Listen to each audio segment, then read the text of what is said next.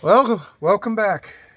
This is the Half-Ass Homesteader, and today we're working on a 99 Jeep Cherokee XJ.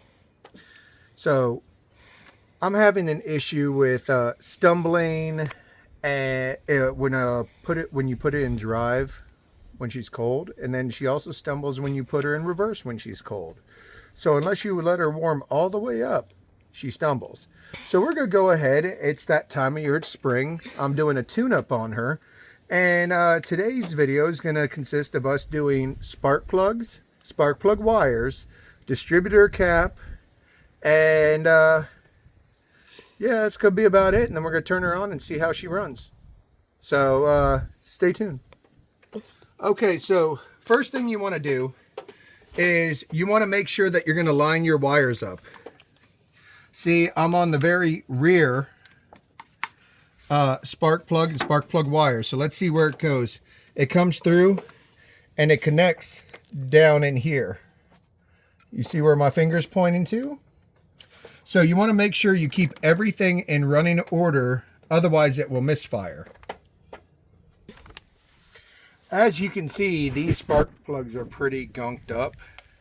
So it's a good thing we decided to go ahead and replace them. Me personally, I like to use the NGKs, but the number one thing you have to do when you get a spark plug, when you pull it out and you check it, is you need to check the gapping on it. As you can see, the gap is, there's definitely a difference in the gap.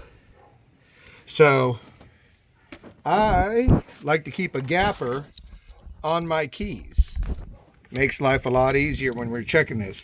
You want to make sure that it's gapped to 0.035, which as we can see, it's not.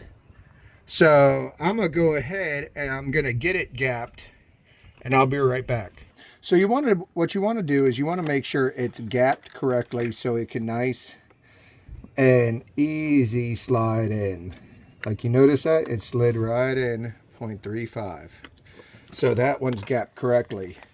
So we're going to go ahead, get these put in, and we'll be right back. Oh. No. Now that we've got all the spark plugs pulled out and our spark plug wires are disconnected from the motor itself, it's time to take the distributor cap off. Taking the distributor cap actually is only two little bolts, one on this side and then one over on the opposite side.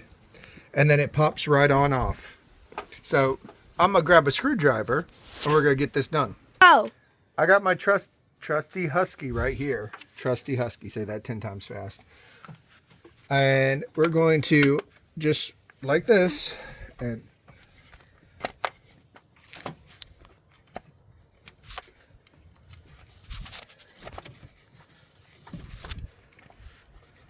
there we go.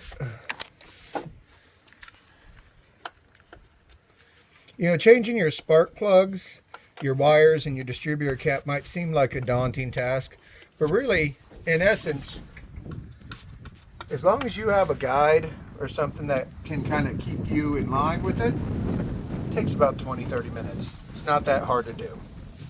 And trust me, saves a lot when it comes to gas mileage and your motor. If you're using an old inline six like this, these motors will run forever as long as you take good care of them. I know mine isn't the nicest looking one, but she runs, and we just made it over 300,000 miles. So that itself should be a testament, because how many new vehicles do you ever really see making it over 300,000 miles? So make sure you disconnect down here. And then you can pull it right on out, just like that. Oh, and you can see, here's, this should pop, and you're good. But you can see, all that dust and soot on that. It was time to change that out, and you can see the dust and soot in here on all the contacts. There's actually metal shavings on each of the contacts in here. So it was definitely time to change it out. I'm gonna grab the new ones and we'll be right back. So here's my new distributor cap. Here's my new little prop fin. All right.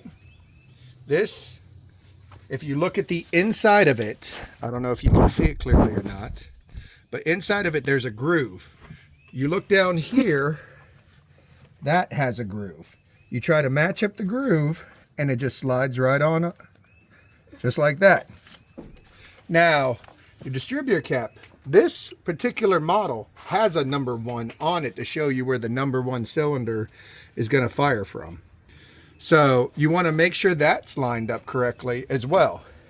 And luckily on this particular style of distributor cap, it's real easy to figure out where that number 1 needs to line up because of the 2 screws. So you bring it down, put it just like this, and line up the screw ports. Make sure the number 1 is over here on the left. So that's the number 1 right there. I'm running my thumbnail over it. We're going to get this screwed on.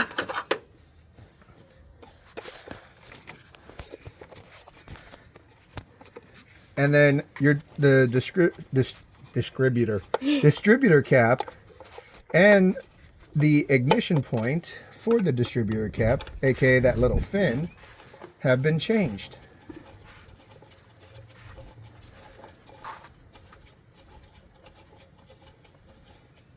Oh, here's one thing you want to avoid: over tightening one side without tightening the other side.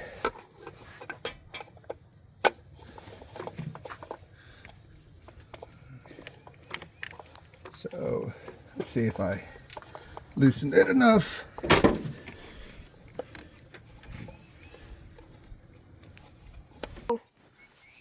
Alright, so now we've got all 6 spark plugs in along with our distributor cap. And we're getting ready to put our spark plug wires on, and then this part of the job will be done. Now, even though you buy the spark plugs supposedly pre-sparked or pre-gapped for your motor, not a single one of them was gapped correctly. I had to re-gap every single one of them to the correct 0.035. So, one of the easiest ways to figure out the order that you need to hook your spark plug wires in is by going on Google and looking it up. This is actually the one I prefer to use because it gives you the rundown: 1 to 1, 2 to 2, 3 to 3, so on and so forth, so you put it in the right order. We're going to go ahead and get our spark plug wires hooked up, and we'll be right back. Alright everybody, so we've replaced the spark plugs, we gapped the new ones, which remember, that's making sure you're at the correct gap size for your vehicle. And then we replaced the distributor cap along with the spindle inside of it and gotten it all on. So I'm going to go around and I'm going to start up the motor and we're going to see it. So, you ready? Mm-hmm. All right. 1, 2, 3.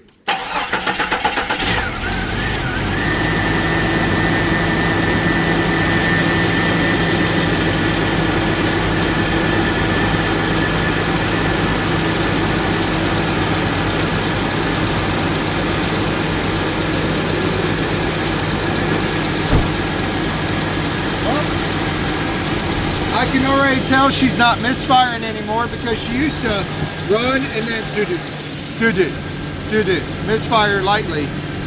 So looks like our spark plug change was a big success. I'll see you in the next video.